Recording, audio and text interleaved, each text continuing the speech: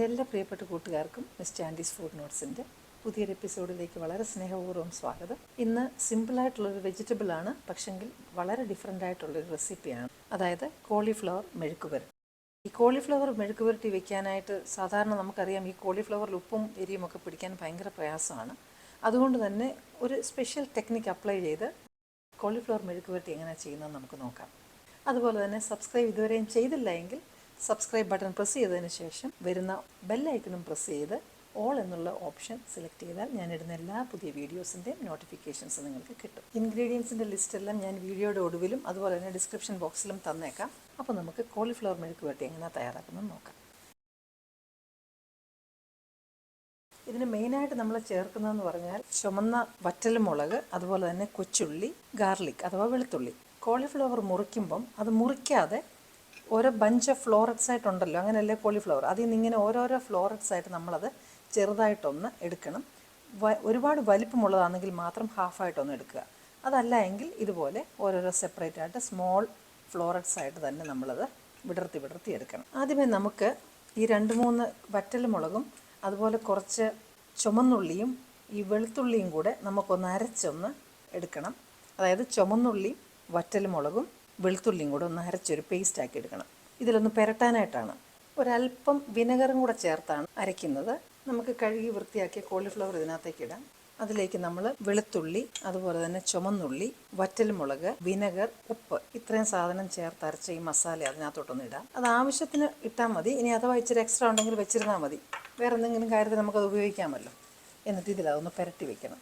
ഇതിൽ മസാല തീരെ പിടിക്കില്ല എന്ന് ഞാൻ പറഞ്ഞില്ലേ. അപ്പോൾ അതുകൊണ്ട് നമ്മൾ ഈ ഉപ്പും ഇതും എല്ലാം ഒന്ന് പുരട്ടി വെക്കുമ്പോൾ അതിലൊരു ഫ്ലേവർ പിടിക്കും. അതിന് വേണ്ടിയിട്ടാണ്. അതൊരു 5-10 മിനിറ്റ് ഇരിക്കട്ടെ. ആ സമയത്തേക്ക് നമുക്ക് കുറച്ച് വറ്റൽമുളകും ചുമന്നുള്ളിയും കൂടെ ഒന്ന് ഇടിച്ചെടുക്കണം, ക്രഷ്ഡായിട്ട്. ഇതിങ്ങനെ ഒന്ന് ചതച്ചെടുത്താൽ മതി, ചുമന്ന മുളകും അതുപോലെ തന്നെ ചുമന്നുള്ളിയും കൂടെ. അപ്പം ബാക്ക് ഡ്രോപ്പ് സെറ്റിങ്സ് എല്ലാം നമ്മൾ ശരിയാക്കിയിട്ടുണ്ട്. നമുക്കിനി കോളിഫ്ലവർ മെഴുക്കുപുരട്ടി വയ്ക്കാം. തീ കത്തിച്ചതിന് ശേഷം ബേസ് കട്ടിയുള്ള ഒരു പാത്രം വയ്ക്കാം. പാത്രം ചൂടാകുന്നതോടെ നമുക്ക് വെളിച്ചെണ്ണ ഒഴിക്കാം. എണ്ണ ചൂടാകുന്നതോടെ ചെറുതായിട്ട് അരിഞ്ഞ വെളുത്തുള്ളി ഇടാം. കോളിഫ്ലവറിന് മസാല അധികം പിടിക്കാത്തത് കൊണ്ട് വെളുത്തുള്ളി ചെറുതായിട്ട് അരിഞ്ഞ് ഇടുന്നതാണ് നല്ലത്. അപ്പോൾ അതിൽ നന്നായിട്ട് മസാല പിടിക്കും, അതിൻ്റെ ഫ്ലേവർ പിടിക്കും.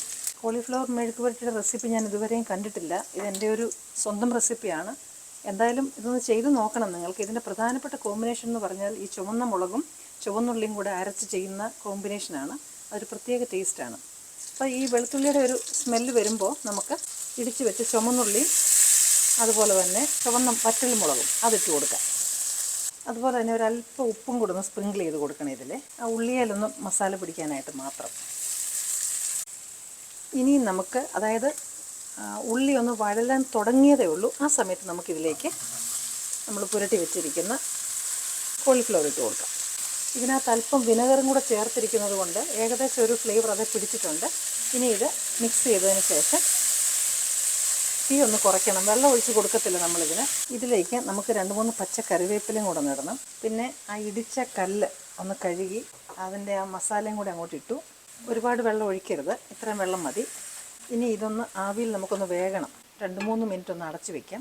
ചട്ടിയുടെ അടിയിൽ പറ്റിപ്പിടിക്കാതെ ഇടയ്ക്ക് ഇളക്കി കൊടുക്കണം. അപ്പോൾ അതൊന്ന് ആവിയിലൊന്ന് വെന്തോട്ടെ. ഒരുവിധം മീഡിയം ഫ്ലെയിമിൽ പെട്ടെന്ന് വേവിച്ചെടുക്കുന്നതാണ് നല്ലത്. അതല്ല എങ്കിൽ സ്ലോ ഫയറിൽ നമ്മൾ ഇട്ട് കൊടുത്തു കഴിഞ്ഞാൽ ഇത് വെന്തങ്ങ് അവിഞ്ഞു പോകും. അപ്പോൾ അതുകൊണ്ട് ഇച്ചിരി മീഡിയം ഫ്ലെയിമിൽ വെച്ചതിന് ശേഷം ഇടയ്ക്കിടയ്ക്ക് ഒന്ന് ഇളക്കി കൊടുത്താൽ മതി. തുറന്നൊന്ന് ഇളക്കി കൊടുക്കണം. ആ ചുമന്നുള്ളിയുടെയും വറ്റൽമുളകിൻ്റെയും ടേസ്റ്റ് ഒരു അസാധ്യ ടേസ്റ്റ് തന്നെയാണ്. അപ്പം നമ്മളത് ആദ്യം അരച്ച് അതിൽ തേച്ച് പിടിപ്പിച്ചല്ലേ കുക്ക് ചെയ്യാനായിട്ട് ഇട്ടതും. ഇത് വെന്ത് കഴിഞ്ഞാൽ പിന്നെ അടച്ചു വെക്കരുത്. ചട്ടിയുടെ ബേസിൽ മസാല പിടിക്കരുത്, അത് ഇളക്കിയെടുക്കണം. ഇനി അടച്ചു വെക്കണ്ട. ഇത് ഈ ചെറിയ തീയിൽ തന്നെ ഇങ്ങനെ, മീഡിയം തീയിൽ തന്നെ ഇങ്ങനെ ഇളക്കി അതൊന്ന് ഡ്രൈ ആക്കി എടുത്താൽ മെഴുക്കുപുരട്ടി, നല്ല ടേസ്റ്റി ആയിട്ടുള്ള മെഴുക്കുപുരട്ടി റെഡിയാവും.